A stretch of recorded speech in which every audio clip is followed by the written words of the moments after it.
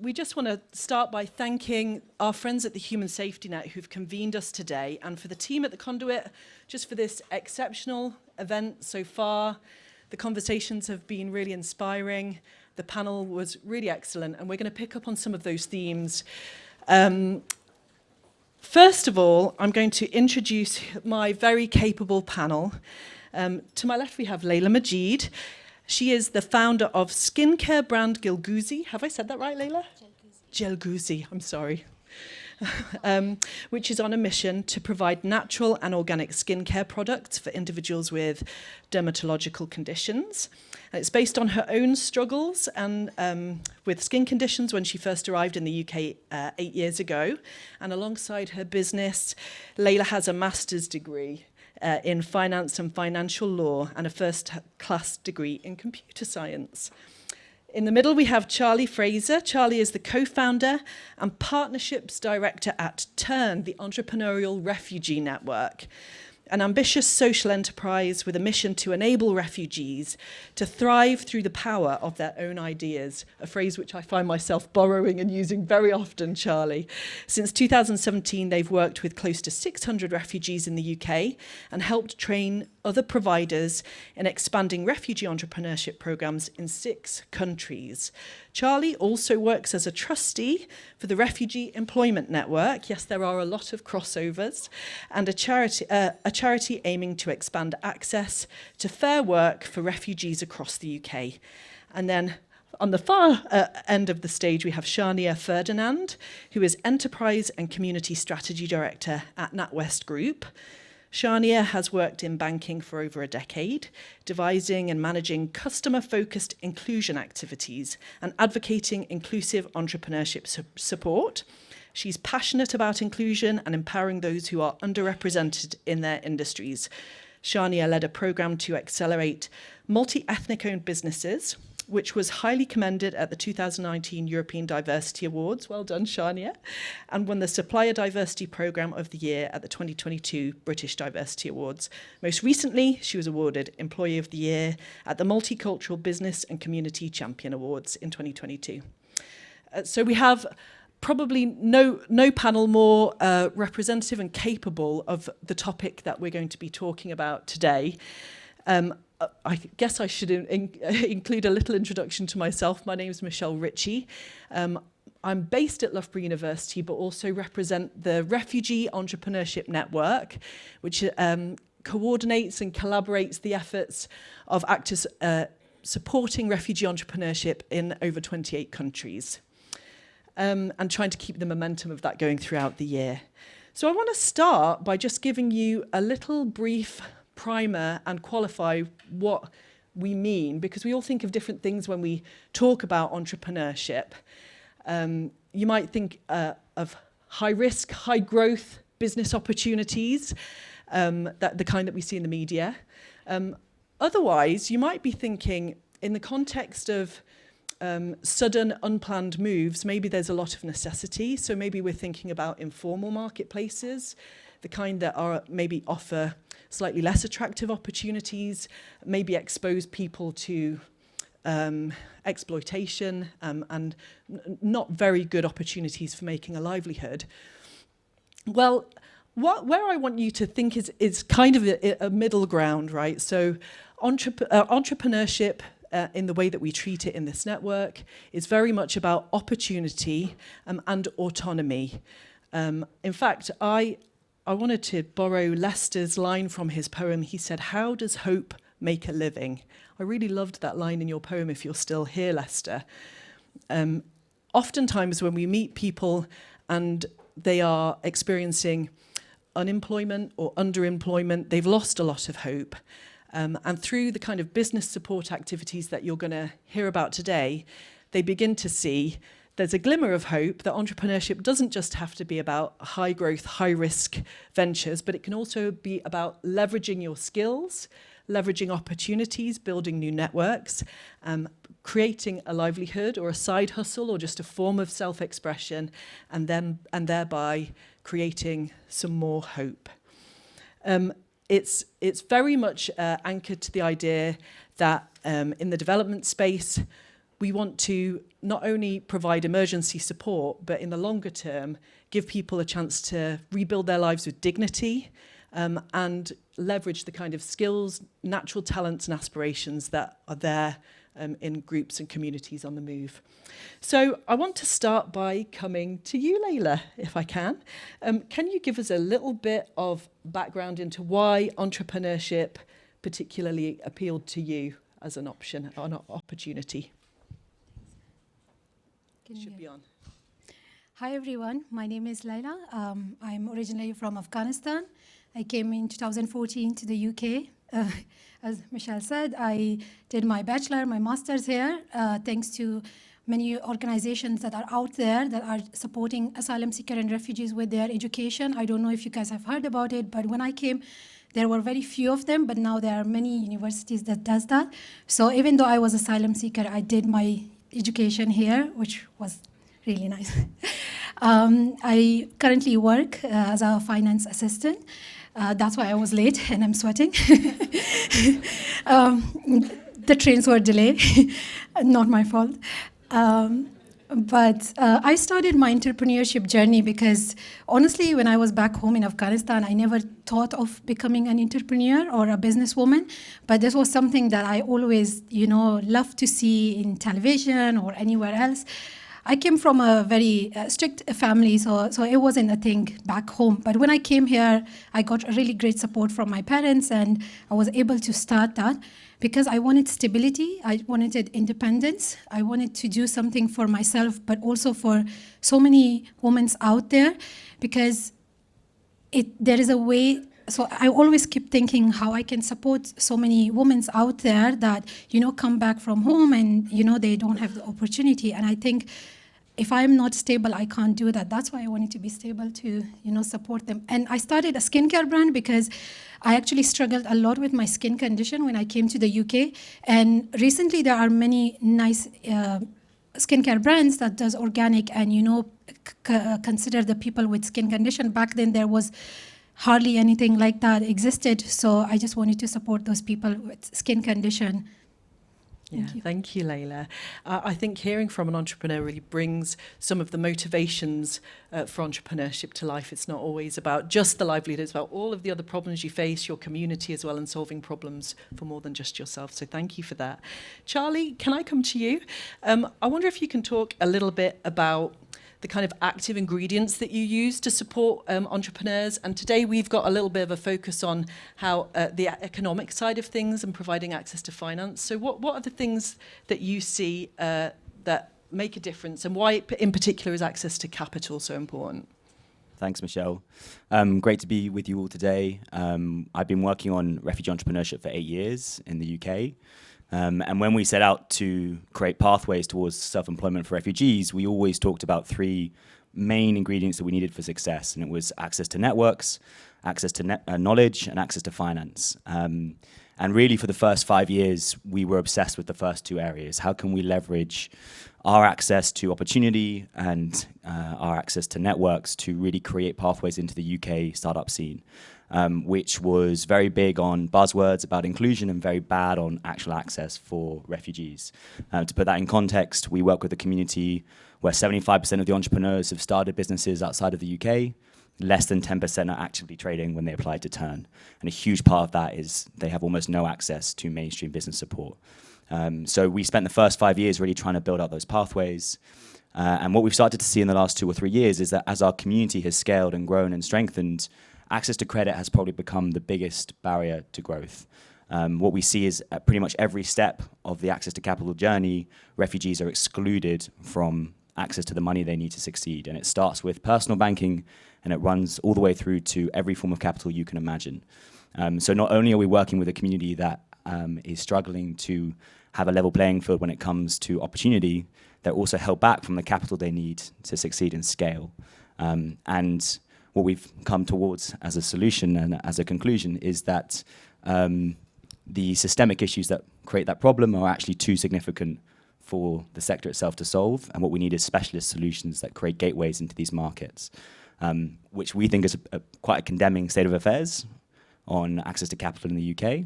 that to actually try and create pathways for refugees to succeed, we need specialist provision to overcome the barriers that institutions are creating for this community. And look forward to going into a bit more detail on what those are. Yeah, thank you, Charlie. I mean, to put that experience in the UK into context as well, last year the Refugee Entrepreneurship Network surveyed support services like this at 75 support initiatives around the world, and we found that only 6.5 of them could include access to finance as part of their provision and offering. So it's a barrier everywhere, a systemic barrier everywhere, and creates really big issues for the resource base available to people, and issues then with the survivability of some of the businesses. So really providing access to finance we see as a really key step in de-risking this space for this community. And Shania, can I come to you? Perhaps we can bring some of these issues to light in terms of what NatWest is doing. What is NatWest doing particularly to support this community and these kinds of initiatives? Hi, thank you, Michelle, and hi, everyone. So I guess just to give a bit of context for the part of the bank that I work in, so I work within an area called Enterprise, and that's really focused on providing more wraparound support, as well as trying to link entrepreneurs to, I guess, the funding and finance support that we offer. And just to pick up on what you talked about, Charlie, with regards to the 3 areas, as part of that, we have an accelerator program, which is really about bringing entrepreneurs in, helping them to create an ecosystem, linking them into other sources of support, so not just ourselves, actually creating a community with other institutions, other grassroots organisations, and being able to link them into the funding that we offer, but also looking at what are those wider pathways, whether that be investment, whether that be grant funding, apologies. Oh, and as part of that, education. Sorry, I was trying to remember the third thing you said. So education is a big part of that support that we offer. And I guess to be completely honest and frank, we know that there are barriers to access to finance for a lot of communities, particularly those with refugee status. And I think one of the key things that we're really looking at or can be better at is, well, a couple of things. One is around the engagement piece. So how are we making sure that the support that we provide, we're actually getting out and working with those communities, but equally understanding what support is needed. So working with partners that, whether they have done research or have access to those communities, to make sure that we're understanding those and trying to co-create better solutions. But I think really, really key for us is the partnership piece. So we work with and have worked with different partners in different areas, particularly those that work with refugee entrepreneurs like Ashley ACH, Asadakat Community Finance. I don't know if those will have come up earlier today, but starting to forge partnerships helps us with that engagement piece. But we know that there is way more that we need to do and more that we need to focus on going forwards. Yeah, thank you. I wonder if we can come back to you, because you're deeply rooted within these communities as well. What's been your experience of accessing finance for your business? What kind of finance have you been able to get access to so far, if you can share that? And what kind of difference has that made for you and your business, Layla? Sure. So I didn't even say where I started my business journey. It was with Turn, with Charlie and Fred, and it was a really great experience because we got the support that we needed to start up, and the brainstorming, the whole idea, because it's not just about starting a business. Some people come with the idea, but many people don't know what they want to create. So Turn give them an opportunity to really brainstorm the ideas they have, so they can pick the best one that they want to continue. But as we were going forward with everything, like register the business, created idea and stuff, everything needs money and capital, and that was the biggest challenge that we faced.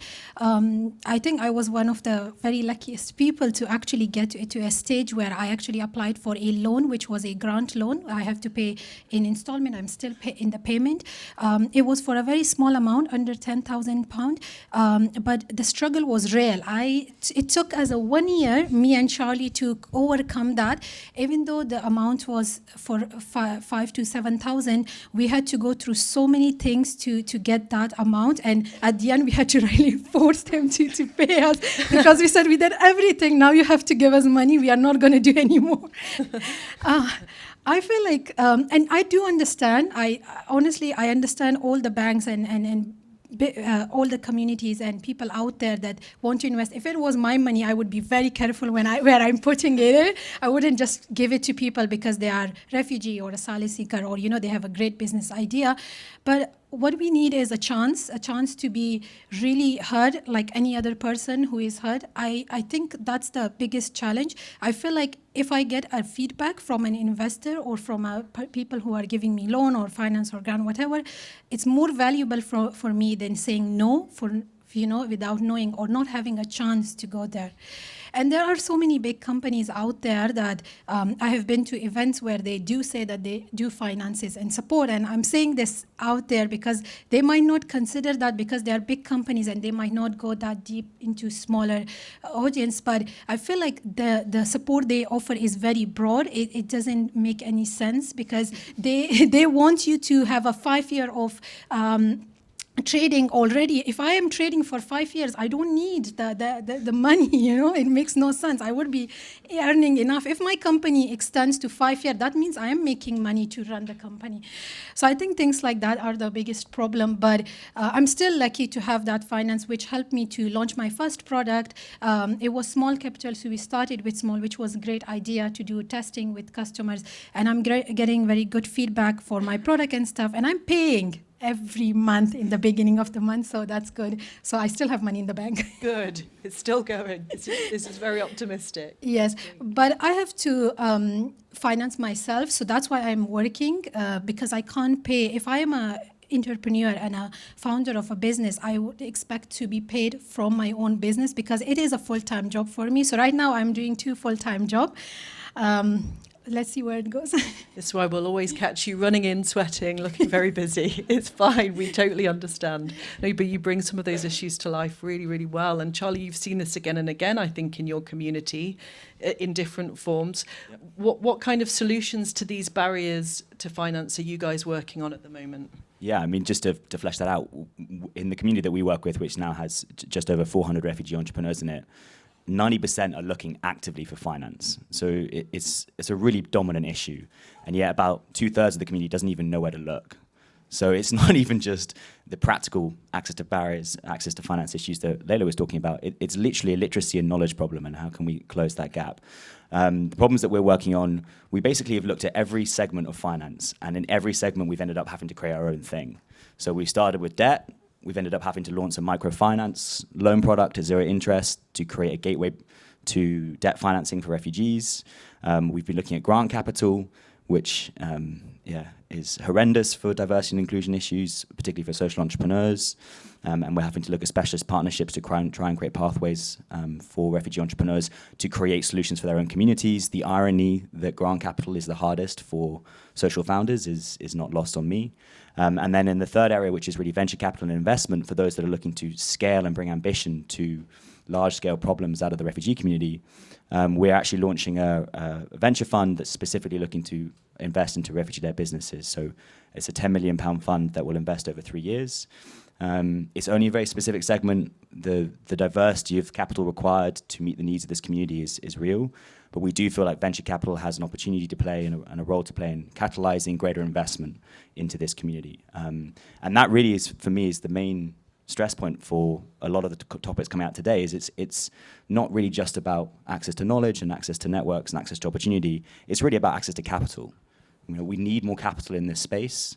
The way that capital is distributed at the moment within refugee inclusion is, in my view, horribly skewed towards solutions that aren't inclusive of refugees and are certainly not refugee-led. And that is a systemic challenge that all of us that are working as practitioners in this space need to encounter and confront and hopefully push for change.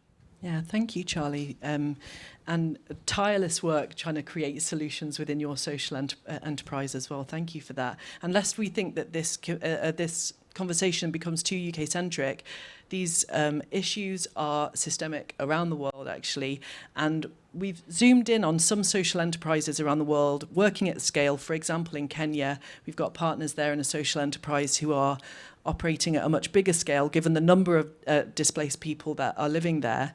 And we find that it's only together, the business support plus finance, that people really secure either stable livelihoods if they're a small business, or business growth. One without the other does not work as well, and that's why we kind of calling for both and treating them both as active ingredients. They kind of complement and secure each other, in that the business support allows the businesses to use the funding as well as they can and to access the funding, and then the funding allows the resources to come into the business to kind of action the advice that they're getting.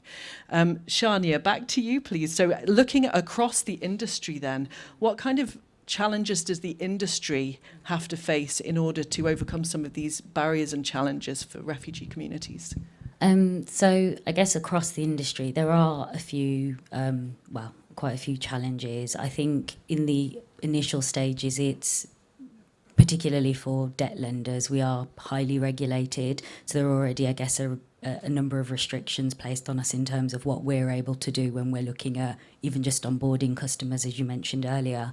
And so looking through even the sort of identification process, that can throw up challenges, obviously, for people who are newly have come to the country. And we have in the past looked at personal accounts for refugee communities and helping them to get access to accounts, albeit those accounts tend to be our foundation accounts. So I know that they in themselves have limitations, but a conversation that I am actually starting to have from a business perspective is what can we learn from that to at least be able to start doing that in the business space, that we can at least get accounts open for some entrepreneurs so they can start thinking about trading. So that's one solution we're thinking about. I guess the other areas where there are restrictions is, as I mentioned earlier, that the whole thing around engagement and actually being embedded in communities. We know that there are a number of people through a whole host of reasons, mainly historical and systemic, won't even approach a bank because they don't see banks as helpful, they don't see them as trustworthy, and I completely understand that sentiment. So one of the things that we need to get better at, but also are trying to do at NatWest, is we hold what we call cultural literacy sessions, particularly with our customer-facing colleagues. So speaking to those who don't necessarily, or aiming to focus on those who don't necessarily come from some of these communities that we know are underrepresented, to just help them to think differently and understand why sometimes there are these challenges around people even wanting to walk into the bank, even wanting to speak to someone, feeling as though they won't be understood, feeling as though they won't be heard. So trying to help our colleagues to have better engagement with communities is another area we're thinking about, but we know that's a piece that works. And then around the access to finance piece, as I think I mentioned earlier, that is something that is definitely a key issue for a whole host of people, particularly when you look at it from a socio-economic perspective. And we need to be more innovative and look at what are there other solutions. Ultimately, we are a bank, and obviously we have certain parameters we have to work in from a debt perspective, but we have done some initiatives in the past, and this is something I keep trying to say we can do more of, where, so for instance, we have a charity called Social and Community Capital. It's an independent charity, but very supported by the bank, and they, during COVID, did some COVID grant funds, and I know that one of those grants in particular went to an organisation called Breadwinners, who was started by a refugee entrepreneur, and being able to support that way. We have examples of entrepreneurs who have refugee status, who have joined our accelerator programme and have had access to that education, have been introduced to investors, have been connected to those where they can get accreditation, and ultimately their businesses have thrived through that. But what we need to do as an organisation is do more of that and make sure that we are ultimately working to ensure we're trying to focus on collaborating with communities. And I think that's where the partnership piece can really show that strength. So in Wales, the Sadacat Community Finance, who I mentioned earlier, we've also over the past few years, we've worked with them to provide grant funding to some of the businesses that they support. But as I said, more than aware that we have these good news stories, but we can do so much more, and we can make sure that we're having real impact with these communities by working with more partners in these areas. Yeah, thank you. That's really interesting to hear some of the things that have worked and things on the horizon. And Layla, looking forward to the future, now that you've got your... Give us a vision for where you're going. What now that you've got your market test done, you've accessed your initial kind of source of finance. What are the goals and ambitions for you? What kind of opportunities has starting a business opened for you? Where do you hope it will go? That's a very It's big, isn't it? Sorry. big question. I would say that so we got a lot of feedback from our, because we did some marketing plays with Turn, with Ben & Jerry. I went to a lot of marketplace during summer and all of that to test with customers in person, but also we did a lot of online marketing as well, organic marketing, and it actually gave us a positive hope. So a lot of people are loving our products. We are actually made so many changes compared to what we thought would be, like, who is more interested in our product, who it supports and help more. And it's really great to hear that every time when I receive a message like that or a review, I'm really happy. So it brings more confidence in me to think that, it is actually working. It's something needed. It's not just me imagining that, it's needed and required, but actually it is. So now I'm thinking big. The aim is to, reach more people and more audience. It's not just about providing them with the skincare product, because I'm 100% sure there are billions of them out there. It's more about the educational side. I feel like the whole social media, the trend and things really confusing people, 7-8 steps of skincare routine and things like that. I think minimalism is something we want to bring for the environmental good, but also for people's skin and their own good. So that's the aim. So my first product as well, it only have like 8 ingredients because we wanted to keep it to minimum, something that, we are not exaggerating with the ingredients and stuff. So that requires capital, of course, to reach more people, to do more research, to base a proper manufacturing here in the UK, and to launch more product. So that's what the aim is, that, we can find someone, grab someone, and just like take the money out.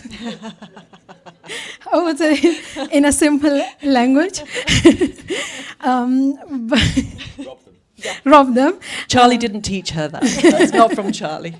But the vision is to actually be a brand that actually people trust and value, but also the biggest aim is to really hire. I really want to look forward to a day where we can actually make a hire for people who are refugee background. I don't know every refugee background people, because everyone comes from a very totally different environment. I experienced that in turn. But from Afghanistan, a lot of women that come here, most of them are married, or when they come here, they don't see the education pathway or entrepreneurship, and they don't get anywhere in their life. And, they have children or they become a housewife.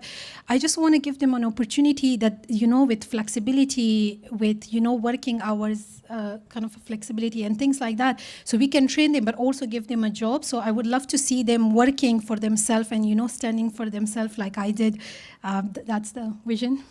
Thank you. I'm always so impressed in the refugee entrepreneurship community that when you ask people what success looks like for them or what the vision for the future is, yes, of course, people are excited to make a living, excited to make money. Some people actually would always be an entrepreneur wherever they lived and might say, oh yeah, I want to grow a massive business that turns over XYZ amount of money.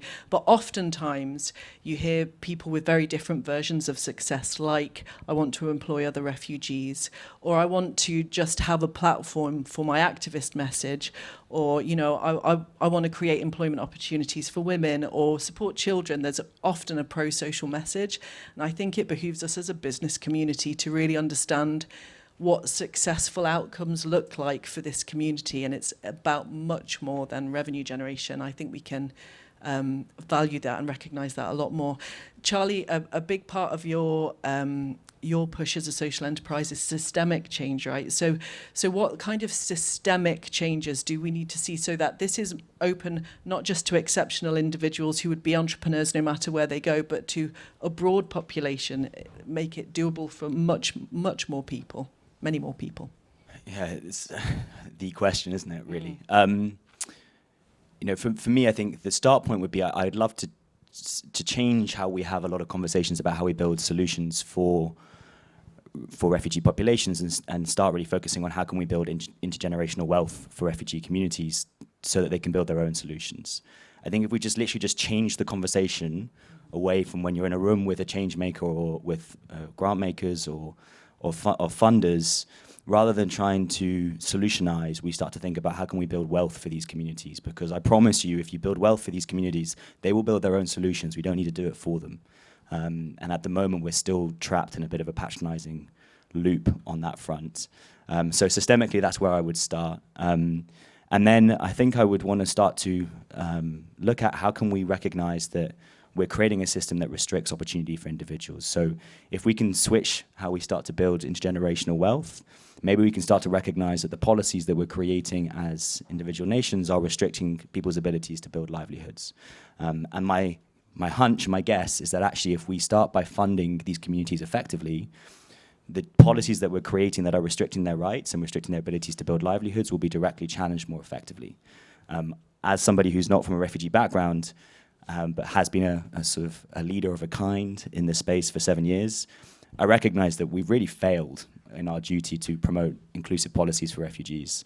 I don't think it's directly correlated, but refugee rights in the UK and much of Europe and in North America have gone backwards since I've been working on this issue. I don't think it's my fault, but I certainly haven't helped. And I can't see how putting financial and decision-making capital into the hands of the community itself, they can do any worse than we've done in the last 7 years. And so for me, that's how I think about it systemically, is rather than saying we've got these policies that we want to challenge, how can we go about challenging them and improving livelihoods for refugees? Why don't we just say, actually, how can we get capital into refugee communities and see if they can maybe build the systems that are more inclusive for their own livelihoods? How do we do that practically? Well, for me, we need financial products that are targeting them specifically. Not saying that we're inclusive of them, not saying that, well, if you're a refugee, come find us. We're going to definitely give you a bank account. Actually say this product is for you. It's got decision makers that are from a refugee background, and we have created return expectations that are in line with the realities of your livelihood. And we have many ideas about what those products should look like. Not just ideas, we've also tested them, and we know you can make a financial return from them. So from my perspective, there's really no excuse that we don't do a better job in the next 5 years. Thank you. And if you can't find it, build it right, Charlie. And I was actually sitting on a panel listening to pitches from female entrepreneurs up in Yorkshire over the weekend who are pitching for funding from Skylight Ventures, which the Turn team founded. So thank you. And Shania, to come to you, this kind of systemic change can't rest on one organisation, one community. What kind of collaborations and partnerships do you think we need to build? And what have you seen working? I guess in terms of, you're absolutely right, and I think one of the key things for us is that it can't just be one institution or one organisation. There really does need to be that collaborative focus, and it needs to almost go from the entrepreneurs themselves through to the organisations, through to the funders, through to the policymakers, all coming together to work on solutions and to test and make sure that they're working. And I agree with Charlie. I think that a lot of these things are systemic and unfortunately won't be undone overnight. But I think the first stage is at least understanding what are the issues and what are some of the solutions. So for me personally, I would love to talk to you, Charlie, and you, Layla, afterwards, just to hear some of your ideas. But I guess in terms of collaborations that we've done, a lot of them have been, as I said, partnerships that are embedded in communities, so probably more with those grassroots partnerships where we've been able to provide some funding that has then been disseminated by those partners themselves because they understand the issues, they understand better how the money can be, I guess, provided in less restrictive terms than we ourselves can give. And so being able to do more of that will really help. But ultimately, I do think that some of our systems need to be long-term, really do need to be redesigned to, as you say, be tailored towards communities to make sure that they are really impacting and helping the communities that they're targeted at. Yeah, thank you. Please. And just a very specific request is, if you're a debt funder, don't put a restriction around visas into your loan products. We have a product in the UK called Startup Loans, where you have to repay a debt, any debt financing, 6 months before the end of a visa.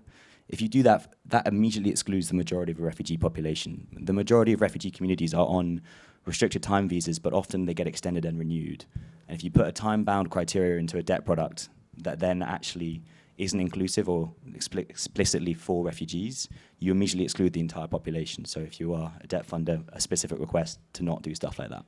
Yeah, Finally, then, just to kind of close our round of conversation and then open up to questions, I'll ask each of you in turn the same question. How do you feel that refugee entrepreneurship support and loans opens up choices for business owners and entrepreneurs rather than restricting them and closing them down? How does it give you more choice rather than tying you into a pathway where you're going to start a business and have to go in this direction? Maybe I can start with Charlie whilst it puts you on the spot there, an unplanned question. But the theme of the panel is autonomous, right? Economic autonomy.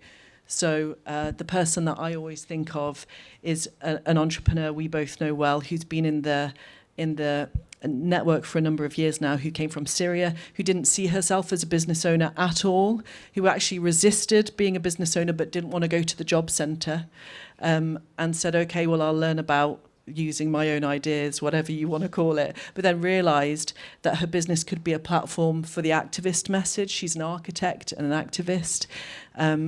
Used a supper club event to create some funds for herself and to get her message out. The platform gave her the opportunity to address some MPs and to take some direct action that she wanted to take in Syria to support some children in getting them out of a besieged area. So there was a direct non-business consequence of her business that suddenly made her realise business can be a platform for the kind of life I want to live, the kind of work I want to do. It opened up her choices. I don't know if you have any other thoughts on opening up choice through business in this space. I put them on the spot here, guys, so they may hate me for this. No. I mean, I think one of the great joys of working in entrepreneurship is I think a lot of people think that entrepreneurship is quite exclusive. I'm always surprised by how many people don't think they're entrepreneurs, when the reality is that if you have a problem that you care about and you want to solve it, you are an entrepreneur. And we happen to work with a community that is experiencing some of the most difficult challenges in the world. It always amazes me that whenever there is a natural disaster or any form of conflict, this community is in some way impacted. And for me, entrepreneurship is really fundamentally about allowing people who care about their communities and their problems that they're facing and creating pathways for them to drive that change. And that is incredibly energizing. And I think it creates opportunities for a world that hopefully is designed more by the people who are experiencing frontline issues, less by those that have created them in the first place. And I really hope that in 5 years' time, it's not me speaking here, but more people like Layla. The irony, of course, of my entrepreneurship journey is I worked for free for 2 years to start Turn, because I grew up in London and I could afford to take that risk. And I would love to be part of an ecosystem that in 10 years' time, 10 years of effort, allows people who don't have that privilege to start organizations like Turn. And that really is the dream. Yeah. Any final thoughts from you, Shania? I guess just coming back to the opening up opportunities piece that you talked about. So I have had the privilege of working with Aston University's Centre for Research in Ethnic Minority Entrepreneurship. Sorry, I always say it in full, but they're known as CREM. And on a piece of research around ethnic minority entrepreneurship in particular. And one of the key findings was that entrepreneurs from diverse backgrounds, particularly ethnically diverse, tend to open organisations to benefit their community, as you mentioned, Layla, or to solve problems that aren't being solved by the mainstream. But the other great things is they also create community hubs, so in spaces where people don't necessarily feel like there's anywhere for them to go, they then become that kind of community hub for their own community to come together. They also tend to hire more diversely, which then creates wealth, generational wealth for people entering the labour market. So ultimately entrepreneurship just has so many benefits. It also plugs into the economy, increases the UK's GVA, GDP. So I think it has untold benefits. And if more people who are coming here are starting businesses and creating, better societal and cultural and social impact for their communities, it's only all positive. Absolutely, amen. Final word goes to you, and I hope you'll finish, Layla, by telling us where we can buy your skincare products, please. Yeah, they didn't even give me a badge. Yeah, we were running in here sweating, it's okay. I think for me it's I don't know, I mean, it's general. So let me start from this. When I came here, I actually generally thought that because of the UK and, you know, the diversity and everything and the amount of refugees and asylum seekers here are, many people would know who refugee and asylum seeker is. And to my surprise, not many people know that.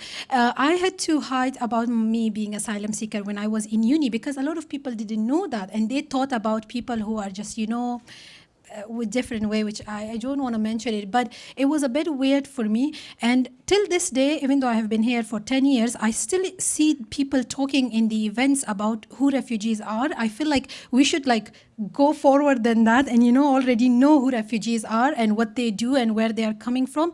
But think about more about what they can do and what we can do for them. I think that most of the events I go, I don't learn anything new from it because they just talk about me as a person, and it's a new thing for them, which surprises me because a lot of big companies, they just started finding out who refugees are. And it might sound hilarious, but honestly, this is like, at the beginning, I would get a bit annoyed, but now I'm used to it.